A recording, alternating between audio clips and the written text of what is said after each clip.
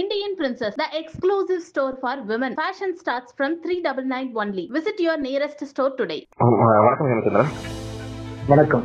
வணக்கம். புயல் எப்படி என்ன நிலைமையில இருக்கு? உண்மையில வீரியம் எடுத்து தாக்குறதுக்கான வாய்ப்புகள் இருக்கா? குறிப்பா பார்த்தோம்னா அக்டோபர் 24 தென்கிழக்கு வங்கக்கடல்ல உருவான காற்றழுத்த தாழ்வு பகுதி படிப்படியாக வலுவடைந்து நேற்று அக்டோபர் 26 இரவு புயலாக வலுப்பெற்றது. தற்போது இந்த புயல் சென்னைக்கு கிழக்கே தென்கிழக்கே 480 கிலோமீட்டர் தொலைவில் மையம் கொண்டிருக்கு.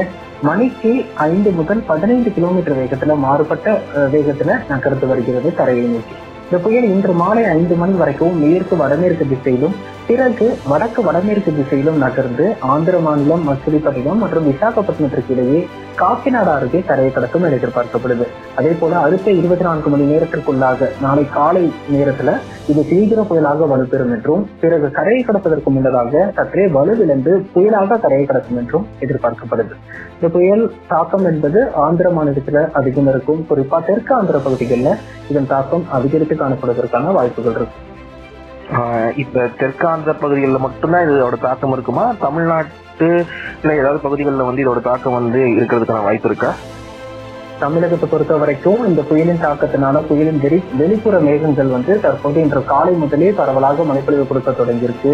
சென்னை, திருவள்ளூர், காஞ்சிபுரம், செங்கல்பட்டு போன்ற மாவட்டங்கள்ல பரவலாக மிதமான மழை பதிவாக்கிட்டு இருக்கு.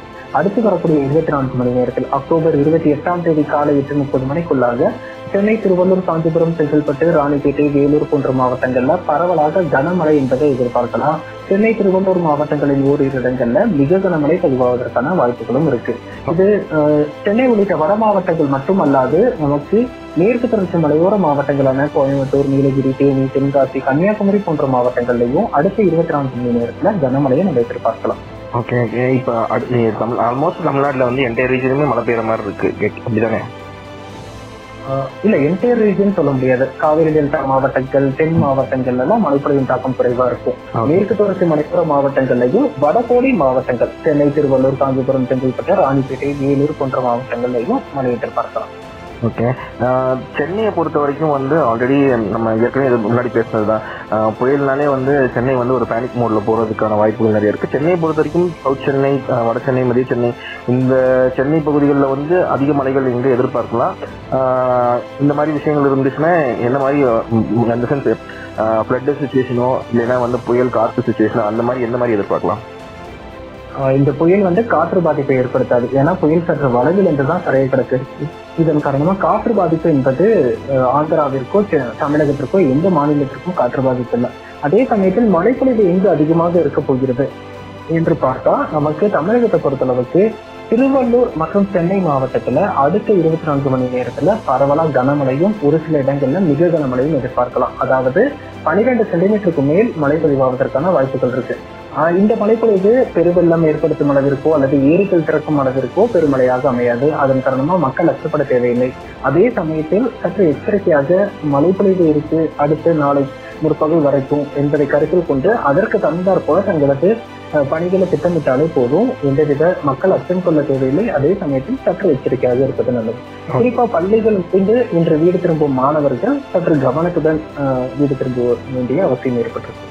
ஓகே, ஏற்கனவே நம்ம லாஸ்ட் டைம் பேசும்போது 2 புயல் தமிழகத்தை தாக்குறதுக்கான வாய்ப்பு இருக்குன்னு சொல்லியிருந்தீங்க. அந்த சமயத்தில் இப்போ ஒரு புயல் ஆல்மோஸ்ட் நாளைக்கு நம்ம போய் கரை கிடக்க இருக்குது. அடுத்த புயல் நம்ம எப்படி எதிர்பார்க்கலாம்? இல்ல, குறிப்பா நம்ம குறிப்பிட்டது நவம்பர், டிசம்பர் மாதங்கள்ல நவம்பரின் பிற்பகுதி, டிசம்பர் முதல் அரை பகுதியில அடுத்தடுத்து 2 புயல்கள் தமிழகத்தை நோக்கி நகரும் அப்படின்னு நம்ம பாதிப்பதற்கான வாய்ப்புகள் இருக்கு என்பதை நம்ம குறிப்பிட்டிருந்தோம்.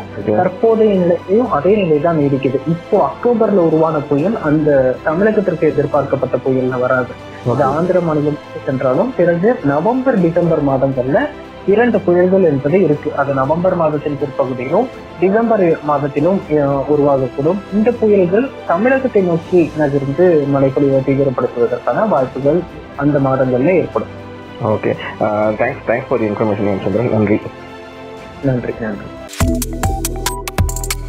Subscribe to One India and never miss an update.